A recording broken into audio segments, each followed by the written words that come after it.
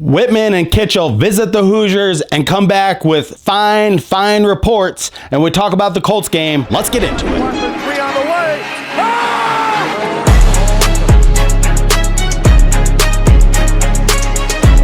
Hello, guys, and welcome to Indiana Sports Connection. I am your residential anchor, Aaron. Thank you so much for being here and being part of this Indiana Hoosiers and Colts community on here. We got a lot to talk about today because the Hoosiers, there's an article out. Ted Kitchel and Randy Whitman went and visited the team and really liked what he saw. We'll talk about some of the quotes from that in this episode today, and then we'll talk about what happened in the Colts game yesterday. It's football Sunday, the first football Sunday. I'm just going to talk about some of the fans' reaction on Bring the Juice and some other stuff like that about the Colts. Yeah, many people on the Colts, it's like, keep cool, my baby. if Conan O'Brien didn't say it himself, it's like, man, it's a preseason game. And I'm going to talk about what maybe some of these preseason games might look like in the future as well at the end of this. But also later on, have a clip of the day of some of the Hoosiers talking about answering some questions. That's some pretty cool stuff. And then I got some clips lined up. What happened in the Colts game yesterday? We'll just look at a couple of those clips that I clipped out. If you are first time here or this is your first time in Indiana Sports Connection, I am your residential anchor. Hit that subscribe button down below. Thank you for being part of the community. I do have some giveaways coming up on the channel. But now, without further ado, first, let's get into talking about the Indiana Hoosiers. All right, so we have an article out. Don't look at me. I didn't print out that article. All right, so we have an article out, and let's just read some parts of this article, and then we'll react to it together. Leave your comments down below. Tell me what you think of this. All right, Hillbilly Monkey, you want to pull up one of those excerpts from this article so we can read it to everybody? All right, talking to Randy Whitman, who was down there in Bloomington a couple of weeks ago and had a chance to watch him play. He was really happy. Former IU star Ted Kitchel said in a radio interview this week, "It's pretty difficult to make myself and Whitman happy and Woody happy, but Randy was very happy with their guard play, and he said they played well, they played together, that they have great leadership, which I love to hear. Most importantly, they can knock down the three ball." And isn't that what we're all waiting to see, how this is going to come together with shooting more three-pointers? And then he does talk about some of the things, and we'll react to this after I read this here, but Mike Woodson needs to work on getting them a little bit tougher, Kitchel said. When you go on the road, knowing what to expect and how difficult it is to win on the road, no matter who you're playing, part of being tough is being able to go on the road and make shots. That is huge. Indiana only had 2 players on last year's team who attempted more than 50 threes, and neither player shot better than 33% from long range. So putting a lineup on the floor with good spacing was a challenge last year.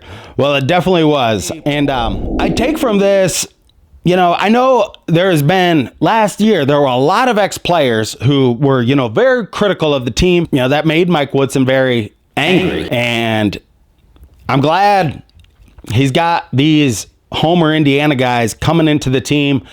And also, and I got to give him credit for this, because August 31st, before the football game, the first football game in Bloomington, Mike Woodson has scheduled, and I'm sure he had to do with this, but there's like an alumni ex-basketball players gathering at Assembly Hall before the football game. Hopefully that could be a time where a lot of the ex-players, even hopefully Brian Evans and, some of the players that were critical of the team are probably going to be there, and they can just smooth all that stuff out and just get it out of the way, because you don't need these lingering, I guess, grudges going on like within the Indiana basketball community. He's got to bring it together. He's got to unite the fan base. And this might be a type of thing where he can unite the fan base, and get some good, chutzpah, whatever you want to call it. Get some good mojo on your side coming into the season where, you're going to get some criticism off your back. And at the end of this article, they do kind of break it down where, it's to be sure Indiana still doesn't have a murderer's row of shooters, at least not a group with a proven track record. But here are all the players ranked by career attempts. Okay, of those 11 players then at the very end, and I wanted to highlight this, it's what we're counting on is Mbako, Rice, and Carlisle all three that are on here to expect that they will shoot a better percentage in their second seasons in college basketball. And overall, there's enough potential there to reasonably believe Indiana can take a step forward this season when it comes to perimeter shooting. That is very, very positive, and I just wanted to highlight that. What's that? I think Mbako, he gonna be a star this year. I see him scoring a lot of points, 25 points a game. Mbako, this guy gonna turn into a beast this year. People forget about this guy. That is absolutely right. I mean, I feel like with all the people coming in, I do feel like Mbako gets overlooked. He is our best shooter last year, and he might blow the doors off this year. And let's go to that Hillbilly Monkey. Do you have a clip of the day for us here? Roll it. Roll it.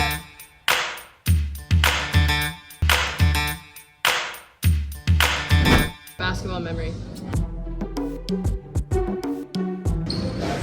Being a Hoosier. Coming back from Ohio State last year, down 20 or something like that, almost 30 points. So that was a good win. Big Ten tournament last year. Playing the U19, and we went to the final championship game. Probably winning the state championship sophomore year, specifically hugging my dad and my mom and my sister after the game. Probably getting my first offer. I guess being here for the first time. Probably playing an NCAA tournament in middle school. Favorite basketball memory would probably be third grade rec league championship. My dad, he said some foul language to me at halftime to get me to play right. And I came out there and I did what I was supposed to do in the second half and we won the game. Yeah, it's got me very excited for the Indiana season and very excited for what we can see happen with this group. I mean, this group is the best we've seen top to bottom in a long time in Indiana. So we really want to squeeze this for all the juice that it's worth. I had a comment on the channel that really kind of bothered me, and I don't really like comments bothering me, but it was just one guy commented and said oh, this is the guy who just hates Mike Woodson and all this stuff. No, I don't hate Mike Woodson. And I was I was critical of him during the season we had last year, but it's a totally new year. Do I, as a fan, get overly emotional about the games? Yes, I do. And you know what? That's your right to do that too. That's why I made this channel, so we could all kind of be connected through I notice how Indiana games play out, and many of the people, and I do sales, so I talk to a lot of people, and it's many of the people all have the same, us Indiana basketball fans, we all have the same conclusion at the end of certain games. They weren't blocking out. They weren't doing it. What are they doing? That was universal criticism everywhere coming from that. Not just me, not just anybody else, but hopefully this is going to August 31st. They can get a lot of the ex-players there and really just kind of bring it together. And I think that would just be a great thing for Mike Woodson and this team and everything going forward. And I'm happy to see that those guys went and watched the team and saw some positive things, because this is coming up quick. Now, let's get into talking about the Colts game yesterday. We're going to switch gears here. Bring the juice. I was watching that, and I was watching Derek on there. I was at work yesterday, but so many people were just being so overly critical. And let me tell you where I think these preseason games are going in the future. In the next 10 years, I bet every preseason game will be nothing more than watching one of those Pro Bowl games where they refuse to tackle anybody. That's where the preseason is headed. So watching, Richardson went out there. He was probably really amped up, just getting out on the field. I do have to say, they put that new turf in, looked fantastic on the TV. It's much, much needed. And also, you notice they changed some of the fonts, because a few years ago, the Colts changed some of their emblems and fonts and everything like that. But Jim Irsay was too cheap to change the fonts on the field, because that would have cost for all new turf and everything like that. So now we look totally updated. We have the new, more blocky Colts font on there. This is all stuff I guess I point out because I'm I notice this stuff. I don't know why, but I just do. So it's a trial run. That's all you got to look at it. It's vanilla ice cream. You're not going to get sprinkles. You're not going to get this. You're not going to get a twist. You're not going to get anything. He's going to go out there and say, run this play, and this play. Get rid of the ball. Don't take any hits. And he did exactly that. Had a nice pass to Mo Alley Cox right up the middle where he kind of escaped and ran away from somebody there. Addy Mitchell had a nice catch on the sideline. I believe Flacco threw that to him. Flacco was barely in the game at all. Ellinger looked pretty good against the backups, but he always does. But who cares that they lost the game? Peyton Manning was like 0-4 every year in preseason, and it never bothered us. We just wanted to see that the gears were getting oiled up. You know, you're oiling the gears. You're getting everybody ready for the season. And I got a few clips here of Anthony Richardson and the team, just some of the beginning of the game, what happened. I sped this up for you, so it's about a minute-long clip. Go!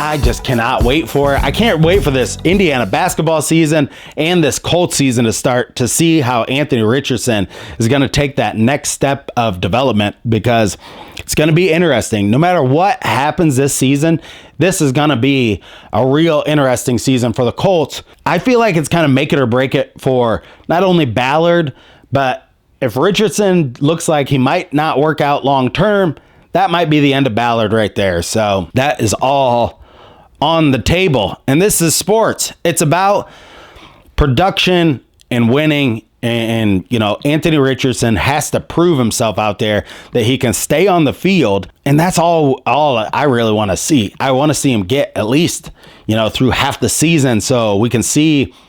You know, we were robbed of that development last year. Now that we're on the cusp of it again, I could tell a lot of people, it's like you got butterflies in your stomach. You know, you're ready for it to start. And I am as well. So a lot of great stuff coming up in the sports world right now. I'm going to be here for all of it. Thank you for joining me on Indiana Sports Connection on this Monday episode. And until next time, stay classy out there, Colts and Hoosier fans. Hello, friend.